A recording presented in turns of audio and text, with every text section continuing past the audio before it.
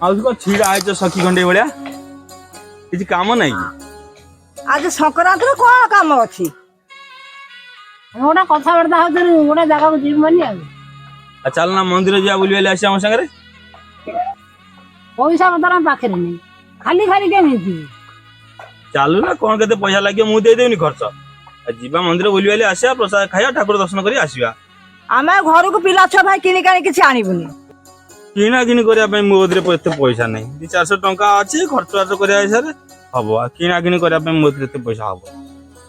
ତୋ କତିରେ ତ ଏତେ ପଇସା ନାହିଁ, ତୋର ଆମକୁ ଡାକି ଦଉଛୁ କେମିତି? ତମକୁ ଡାକିବାଟା ମୋର ଭୁଲ ହେଇଗଲା। ହଉ ହଉ।